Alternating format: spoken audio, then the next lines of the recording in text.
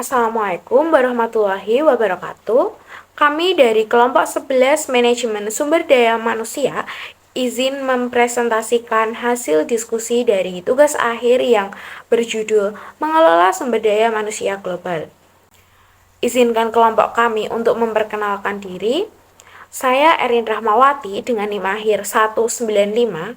Perkenalkan, saya Zahra Muti dengan NIM akhir 210. Nama saya Valuna Aura dengan akhiran NIM 469. Nama saya Andika Tegar Kristanto dengan NIM 141230478. Topik yang akan kita bahas kali ini ada yang pertama itu dampak aktivitas SDM global terhadap perusahaan yang akan masuk ke ranah internasional. Yang kedua, hal spesifik dan unik yang berkaitan dengan kegiatan nasional yang biasanya dilakukan oleh manajer SDM internasional. Yang ketiga, perbedaan antar negara yang mempengaruhi manajemen SDM global. Yang keempat, alokasi karyawan ke anak perusahaan di luar negeri. Dan yang kelima atau yang terakhir itu adalah program pemulangan ekspatriat. Berikut ada beberapa dampak aktivitas SDM global terhadap perusahaan yang akan masuk ke ranah internasional. Yang pertama, kesiapan menghadapi perbedaan budaya dan regulasi. Kegiatan SDM global mengharuskan perusahaan untuk menyesuaikan kebijakan dan strategi dengan budaya serta peraturan lokal. Perbedaan dalam gaya komunikasi dan struktur organisasi antar negara harus diperhatikan agar operasional tetap lancar. Ketidaksesuaian kebijakan dapat menurunkan produktivitas dan memicu konflik internal.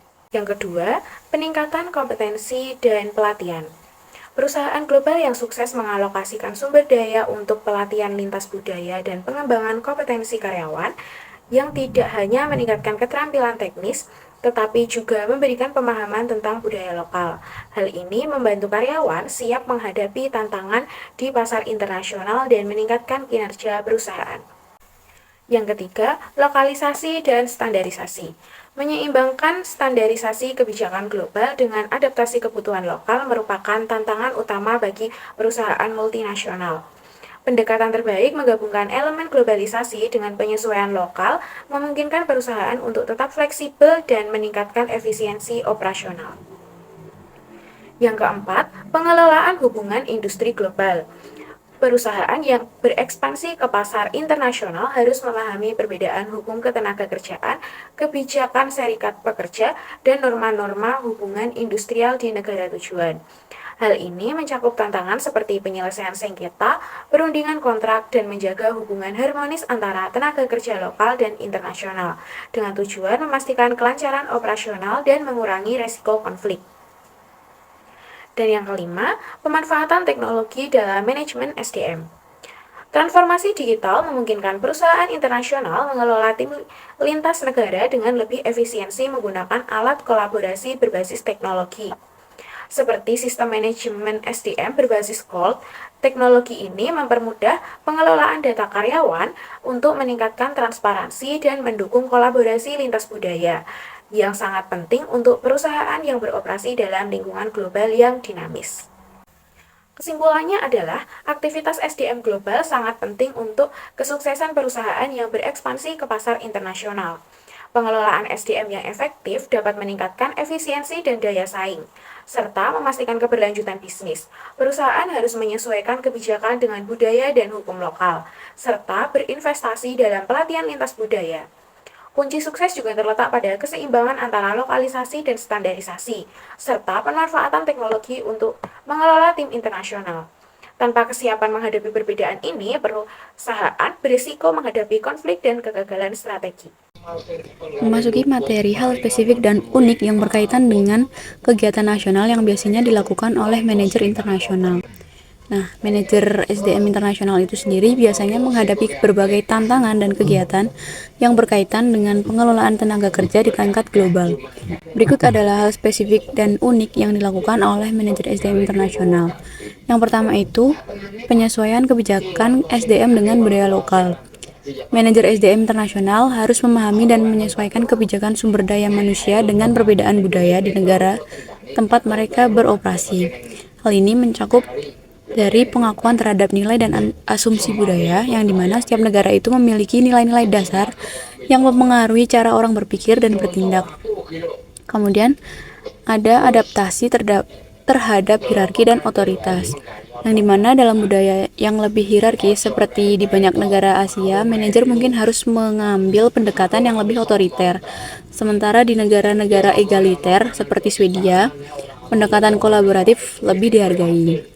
Kemudian yang kedua itu memahami hukum ketenagakerjaan internasional.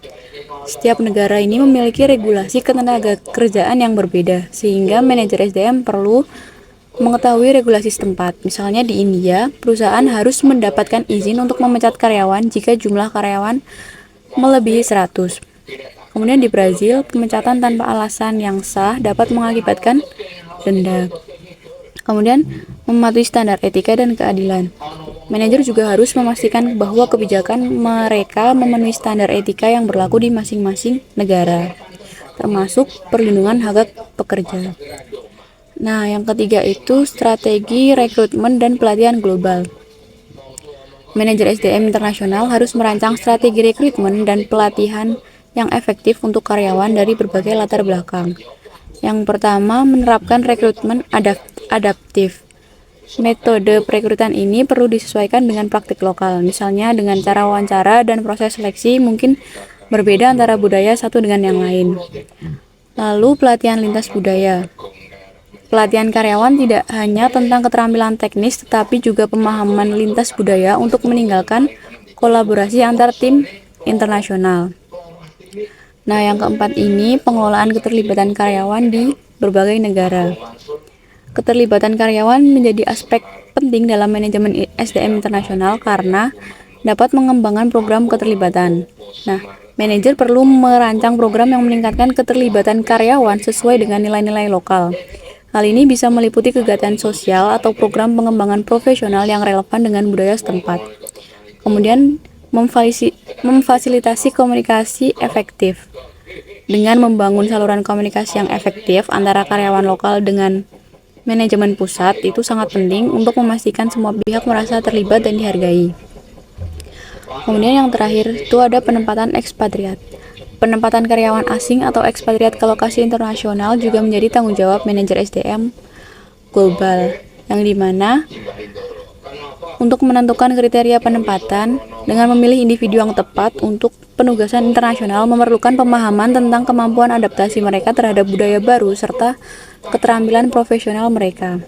Kemudian, dukungan bagi ekspatriat dengan memberikan dukungan kepada ekspatriat dalam bentuk pelatihan budaya dan bantuan logistik adalah hal penting untuk memastikan keberhasilan penempatan mereka di luar negeri. Nah, dengan memahami semua tantangan ini, manajer SDM internasional dapat merancang strategi efektif untuk mengelola sumber daya manusia dalam konteks global dan memastikan bahwa perusahaan dapat beroperasi secara efisien di berbagai pasar internasional. Selanjutnya yaitu perbedaan antar negara yang mempengaruhi manajemen sumber daya manusia global. Seperti yang telah tertera pada layar, berikut adalah 6 faktor perbedaan antar negara yang mempengaruhi manajemen sumber daya manusia global. Yang pertama, ada budaya, kedua bahasa, ketiga etika dan persepsi, keempat etnosentrisme dan stereotip, kelima hubungan kerja dalam hukum, yang keenam ada kebijakan ekonomi dan politik. Lalu, mengapa semua faktor tersebut dapat mempengaruhi manajemen sumber daya manusia global? Untuk lebih mempermudah, saya akan memberi contoh, misalnya ada pekerja dari Indonesia yang pergi bekerja ke Jepang. Selain karena bahasanya yang tentu saja berbeda, perbedaan budaya di Jepang seperti etika dalam masyarakat dan budaya terhadap waktu itu akan sangat berbeda. Sehingga hal tersebut dapat mempengaruhi manajemen sumber daya manusia global. Selain itu, etnosentrisme atau pandangan atau keyakinan bahwa budaya, nilai atau cara hidup dari suatu budaya tertentu lebih superior dari budaya lainnya, dan stereotip bahwa seseorang dari negara yang bukan negara asalnya dicap kurang baik oleh sekitarnya akan menjadi tantangan besar bagi seseorang yang masuk ke wilayah baru. Lalu terkait poin kelima dan keenam seperti regulasi dan hukum yang berlaku tentunya juga akan sangat berbeda, misalnya dari segi ketersediaan tenaga kerja dan kebijakan pajak yang nantinya harus dilaksanakan oleh para pekerja sendiri dan pada perusahaan tersebut. Maka dari itu, pelatihan untuk memberi pembekalan sebelum bekerja ke negara tujuan sangatlah diperlukan agar dapat menghadapi tantangan seperti ini di kemudian hari. Selain itu, sikap toleransi juga harus dijunjung karena perbedaan yang signifikan akan sangat terasa. Sebagai kesimpulannya, perbedaan antar negara sangat menentukan keberhasilan manajemen sumber daya manusia global. Apalagi banyaknya perbedaan yang menjadi tantangan dan harus dikelola dengan baik oleh perusahaan untuk memastikan proses operasional berjalan dengan optimal. Selanjutnya, kita akan membahas tentang alokasi karyawan ke anak perusahaan di luar negeri. Pertanyaannya adalah, mengapa tugas karyawan seringkali gagal ketika ada alokasi ke anak perusahaan di luar negeri? Nah, kegagalan tersebut dapat terjadi akibat beberapa faktor, diantaranya yang pertama yaitu ada adaptasi yang lambat. Jika seseorang tidak dapat beradaptasi dengan lingkungannya, hal ini tentunya dapat menjadi sumber konflik karena nilai budaya akan mempengaruhi cara kita berpikir, berperilaku, dan mengambil keputusan. Yang kedua, kurangnya pelatihan lintas budaya. Kurangnya pelatihan ini dapat menyebabkan karyawan kurang memahami soal bahasa, adat istiadat, norma yang berlaku, etika yang tidak tertulis, dan ekspektasi kerja di lokasi yang baru. Yang ketiga, gaya manajemen yang tidak sesuai. Contohnya, jika ada manajer yang melakukan pendekatan kepada karyawan yang terlalu longgar dan santai, hal tersebut tentunya akan menciptakan kebingungan bagi karyawan karena kurangnya kontrol dan pengawasan. Sehingga perusahaan perlu menerapkan gaya manajemen yang fleksibel dan disesuaikan dengan kebutuhan lokal. Dan yang keempat yaitu adalah komunikasi yang tidak efektif.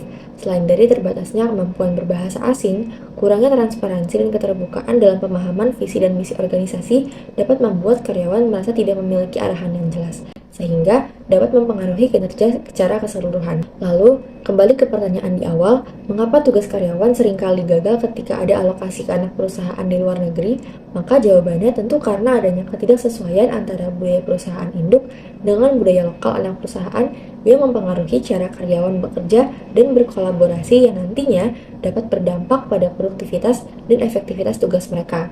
Hal yang harus ditekankan untuk mengatasi hal ini tentunya fleksibilitas dalam memimpin dari manajer perusahaan itu sendiri, serta kemampuan adaptasi untuk belajar dan menerima perbedaan dari para pekerja di perusahaan tersebut. Kita akan membahas tentang masalah pemulangan ekspatriat dengan pertanyaan apa saja program yang tepat untuk mengurangi masalah pemulangan ekspatriat. Oke, saya akan menjawabnya. Program yang tepat untuk mengurangi masalah pemulangan ekspatriat itu ada beberapa, saya jelaskan dalam 3 jenis. Yang pertama, pre-departure preparation, terdiri dari pelatihan budaya, membekali ekspatriat dengan pemahaman mendalam tentang budaya negara asal, termasuk nilai-nilai, norma sosial, dan dinamika organisasi. Terus perencanaan karir, membantu ekspatriat merencanakan langkah karir setelah kembali, baik dalam posisi yang sama, promosi, atau penempatan baru. Lalu ada dukungan keluarga, memberikan informasi dan dukungan kepada keluarga ekspatriat untuk mempersiapkan pemulangan. Yang kedua ada during assignment, terdiri dari kunjungan berkala, mentoring, komunikasi yang efektif. Saya jelaskan dulu dari kunjungan berkala. Memfasilitasi kunjungan singkat ke negara asal secara berkala untuk menjaga koneksi dengan keluarga dan rekan kerja. Lalu mentoring, menugaskan mentor yang dapat memberikan dukungan dan bimbingan selama penugasan di luar negeri. Terus selanjutnya ada komunikasi yang efektif, memastikan komunikasi yang terbuka dan teratur antara ekspatriat, perusahaan, dan keluarga. Yang terakhir ada repatriation program, orientasi, menyediakan program orientasi yang komprehensif untuk membantu ekspatriat beradaptasi dengan perubahan lingkungan kerja dan sosial. Lalu dukungan karir, membantu ekspatriat menemukan posisi yang sesuai dengan keahlian dan minat mereka setelah kembali. Lalu konseling, menyediakan layanan konseling untuk mengatasi masalah emosional dan psikologis yang mungkin timbul akibat pemulangan. Lalu jaringan alumni, membangun jaringan alumni ekspatriat untuk berbagai pengalaman dan memberikan dukungan. Terus financial planning, membantu ekspatriat dalam perencanaan keuangan pasca pemulangan termasuk pajak dan tunjangan. Apa sih tujuan utamanya program repatriasi itu? Program repatriasi itu bertujuan untuk pertama mencegah turnover, kedua meningkatkan produktivitas, ketiga meningkatkan kepuasan karyawan. Terus faktor-faktor apa aja sih yang perlu diperhatiin? Ada kebutuhan individu, setiap ekspatriat memiliki kebutuhan dan harapan yang berbeda-beda, sehingga program harus disesuaikan dengan kebutuhan masing-masing. Lalu durasi penugasan, lama penugasan di luar negeri akan mempengaruhi kompleksitas program repatriasi. Lalu alasan pemulangan, apakah karena selesai masa penugasan atau alasan lain juga akan mempengaruhi desain program. Lalu kesimpulan yang bisa diambil adalah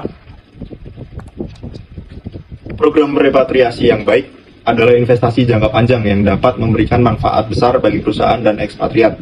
Dengan perencanaan yang matang dan dukungan yang tepat, perusahaan dapat memastikan bahwa ekspatriat kembali dengan sukses dan siap untuk berkontribusi lebih lanjut. Terima kasih.